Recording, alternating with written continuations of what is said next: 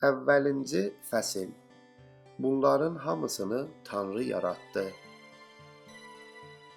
Kitab-ı Müqəddəs Tanrıdan gələn çox mühim bir namədir və o bizim təkbətəkimiz üçün yazılıb. Budur ki var. Kitab-ı Müqəddəs söyləyir ki, Tanrı sənə çox məxsus bir xəbər yollayıb. Bilirsən, Allahı Tanrı kimi də səsləmək olar.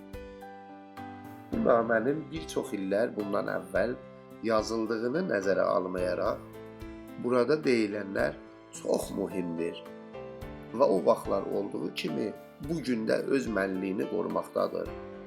Bütün oğlanlar və qızlar müqəddəs kitabın onlara söylədiyi sözü bilməlidir.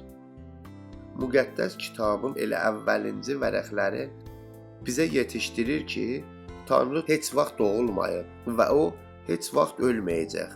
Onun həyatının nə başlanğıcı var idi, nə də bu həyatın axırı olacaq.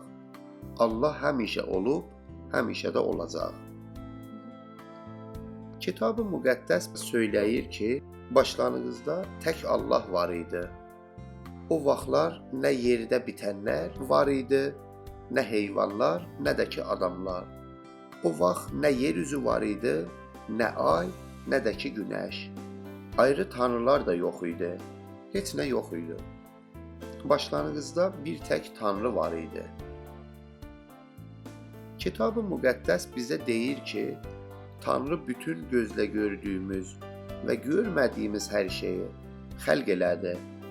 Tanrının birinci gördüyü işlərdən biri firiştələri yaratmaq idi. Biz Allahı gözümüzlə görmədiyimiz kimi firiştələri də görmürük. Biz həm firiştələri, həm də Allahı ruh kimi tanıyırıq. Onlar insan kimi deyillər, onlar ruhani varlıqlardır. Firiştələr Tanrının şəxsi elçiləri olmaq hədəfi ilə yaradılmışdılar. Onlar Tanrının istədiyini etməli idilər. Tanrı dünyanı yaradandan firiştələrin hamısı buna baxıb oxuyurdular. Kitab-ı Müqəddəs bizə deyir ki, Allah dünyanı yaradanda o bunu çox məharətli bir yolla etdi. Biz hər şeyi düzəldəndə midaddan, kağızdan və qayçıdan istifadə eləyirik. Hərdən bir bunun üçün taxta, mıx və çəsb, hərdən də bir iynə, sapdan istifadə edirik. Lakin Kitab-ı Müqəddəs deyir ki, Allah Taala dünyanı yaradanda o heç bir vəsilədən istifadə etmədi. Tanrı fəqət söz dedi və dünya yarandı. Tanrı dedi, qoy işıq olsun və bilirsən nə oldu? Bax elə belə də qaranlığa işıq gəldi. Kitab-ı Müqəddəs deyir ki, Tanrı gözümüzlə görə bildiyimiz hər şeyin fəqət ağzını açıb söz deməklə yaratdı. Tanrının elə bir qüdrəti var ki, o hər şeyi edə bilər. Kitab-ı Müqəddəs bizə xəbər verərək söyləyir ki, Allah günəşi, ayı və ulduzları yaratdı. O ürəyi istədiyi kimi onları göydə yerbəyir elədi. Tanrı buna qadir idi, çünki o hər yerdədir. Tanrının hər yerdə olduğuna biz gərək ki sevinək. Bu o deməkdir ki, harda yaşadığınızdan və haraya getdiyinizə baxmayaraq, Tanrı eyni zamanda həm səninlə ola bilər, həm sənin xanavadənlə, həm də sənin yoldaşlarınla. Bax, Tanrı belə böyük və əzəmətlidir. Kitab-ı Müqəddəs deyir ki, Allah dünyanı 6 gün müddətində yaratdı. Bunu fəqət Allah eləyə bilər. O yediyimiz yeməyi, tənəffüs etdiyimiz havanı və içdiyimiz suyu yaratdı. O çayları, okyanusları və dağları yaratdı. Tanrı bütün ağac və gülləri yaratdı. Tanrı dəryada üzən balıqları yaratdı. O həm balaca, həm də böyük balıqları yaratdı. Tanrı nəhəngləri, quyruqsuzları və xoruz balıqlarını yaratdı. Tanrı göydə uçan quşları yaratdı.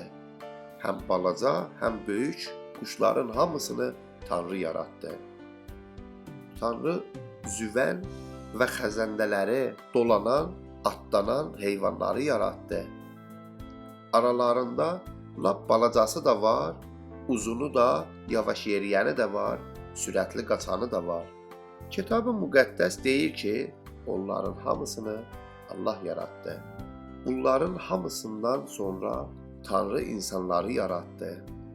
Onları arvad və kişi olaraq yaratdı. Bu insanların adı Adəm və Həvva idi.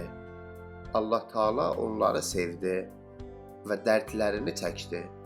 Bu sadəcə onlar üçün ənvai ağaclar və gülləri olan, içində əhliləşdirilmiş heyvanları gəzən təkmil bir bağ düzəltdi ki, bu insanlar Tanrının bütün yaratdığından ləzzət apara bilsinlər.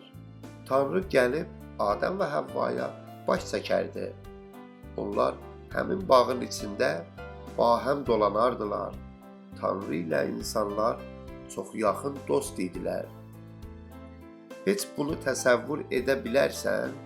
Yaradanın özü ilə dolanmağa çıxmaq və söhbət etmək necə də cəlib olardı. Səncə onlar nə mövriddə söhbət edirdilər?